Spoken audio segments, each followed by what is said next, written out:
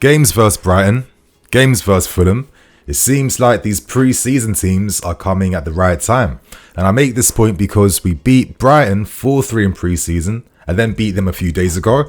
And we then beat Fulham comprehensively 2-0. And we now play against them this Monday at 8 PM.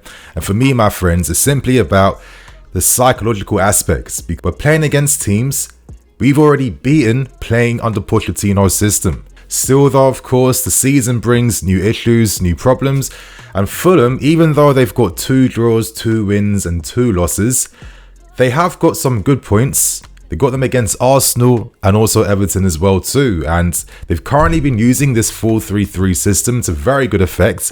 They do produce very good opportunities on the counter-attack, but maybe finishing and being clinical has cost them at times, and it's been these types of teams.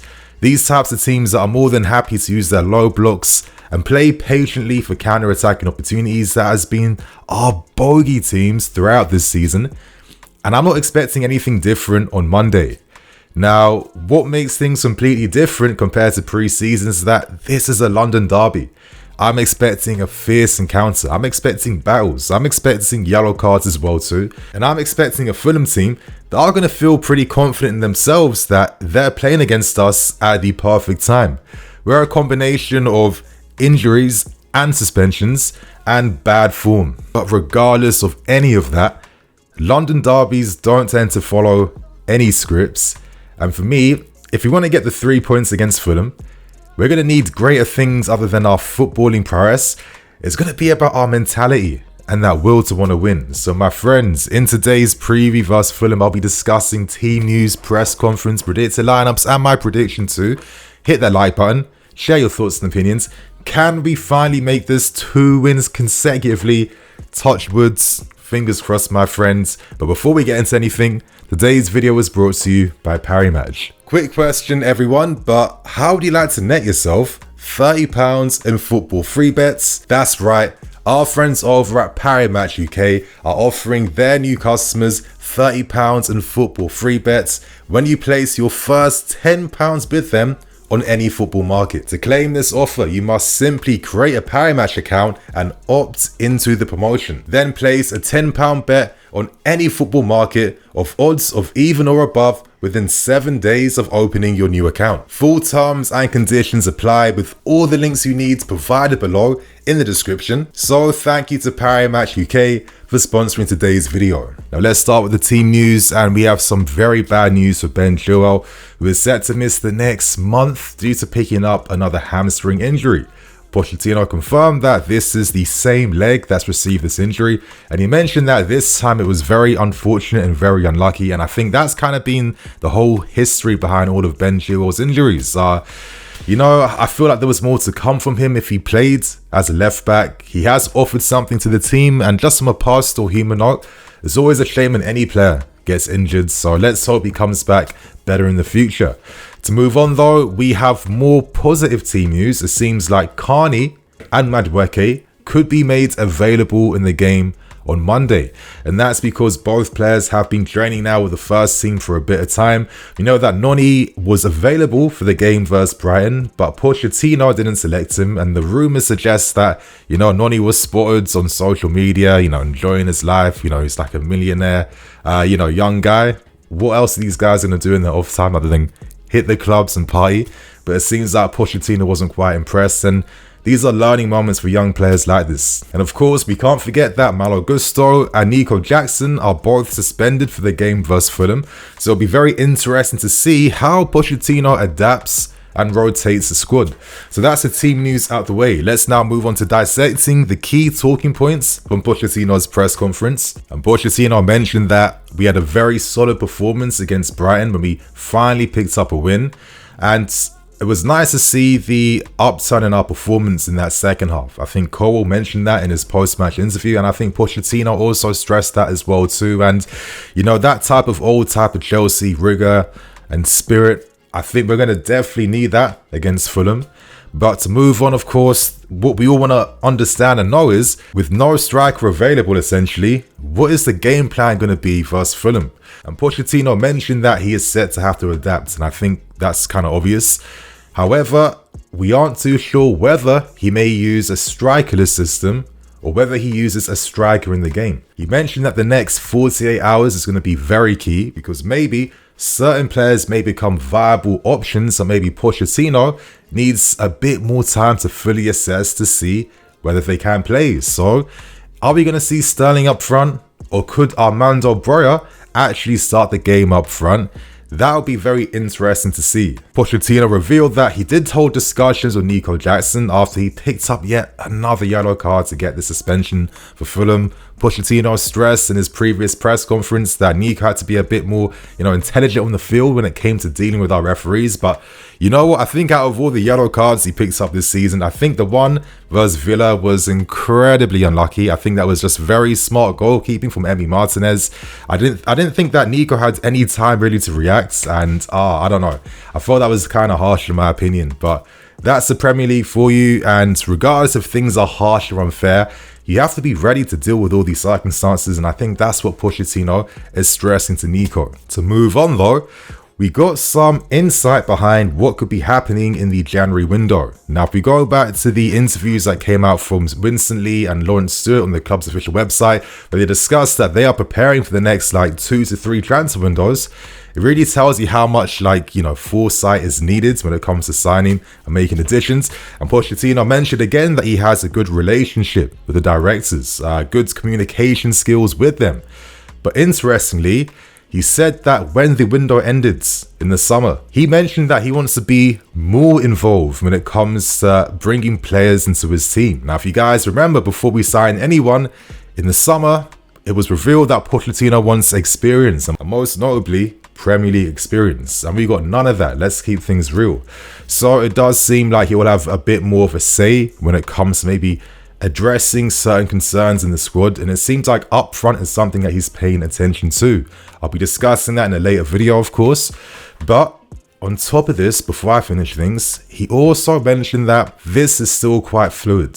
So if any one of our strikers continues their form or finds new formal steps up, he might decide not to even sign someone up front in January, which could be the best thing because I'd rather sign players for the future and not just stopgap guys that we need for right now. I might not be viable long term, so let's see what happens. And to end things, he revealed that Cole Palmer is set to start against Fulham, and in my opinion, I wish this kid started the past few games. The fact that this was one of his first proper starts and he really just was the star of the show. I think this kid has a lot of promise, and he's been that player between the lines we've been desperately calling out for. So that is the press conference out of the way, my friends. Let's now discuss the predicted lineup for Monday. Now, with all these injuries and all these suspensions, I'm expecting reality to bite us in the arse again.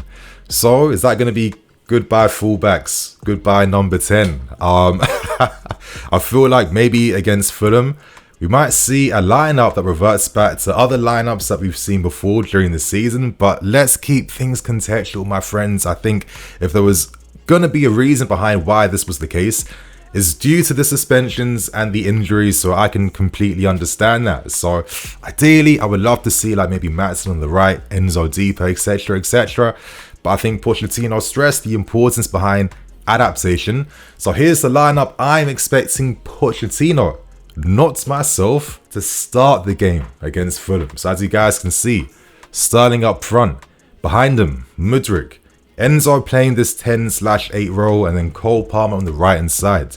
In midfield, Caicedo and Conor Gallagher, and in defence, Colwill, Silva, Disasi, Cucurella, and Sanchez in goal as well too. Now I've gone for Sterling up front because when the game ended against Villa, Sterling was playing up front before Broja did come on, and Pochettino mentioned that maybe Broja needs at least 20 to 30 minutes for the next few games because he's only now coming back, and I guess you don't want to overburden him and overload him as he's still finding his match fitness. So I could see maybe Sterling starting the first 60 minutes.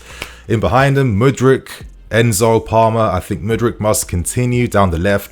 As I've been stressing, this guy needs at least 10 games, and then you assess him over 10 games. Still though, he's had bright moments, but then there's other moments where he isn't taking full advantage of his capabilities. I still want to see Mudryk really take the game by the neck. I hope that comes quite soon. I feel like he needs to be a bit more aggressive at times, and with his movement especially, I feel like his movement can definitely be worked upon, because if he gets that right, like how Pochettino did things with Son, this guy could be very dangerous. Enzo, I don't want to see this guy playing the 10 role, but I think we might have to see him do that against Fulham. I still feel like he is absolutely wasted when he's not deeper receiving. The guy should be having at least 80 to like 120 touches per game, because when he has that, this guy is your brain. It's a shame that we aren't going to utilize that, and I do feel against teams that are going to sit deep regardless. I'd rather have more quality deeper to help find these runners in behind, right? And obviously Cole Palmer, again, when he comes on, he makes things happen with these reverse balls in behind. Balls over the top. One thing I kind of want to see, but I'm not going to have like unrealistic expectations, but I want this kid to like shoot a bit more, because he has that quality when he opens up his body with these curling efforts. I think that when he gets more game time consistently, he'll show even more what he's about. But I've really liked how promising he's looked in every game he's played, and he really like makes things happen for us, and to do that so early on speaks volumes about him. In midfield, Caicedo and Conor Gallagher. Again, I'm starting to like re-examine why we see this pivot, and I think it's simply this. I think Pochettino feels like there isn't enough physicality in the team to really cope with the Premier League. And I think Caicedo, a few difficulties. I thought he had a better performance against Brighton, but he hasn't been his typical imposing self. He is getting bounced off the ball a bit, and I do think that Poch wants to have a Conor Gallagher there, who statistically has been outperforming Caicedo defensively.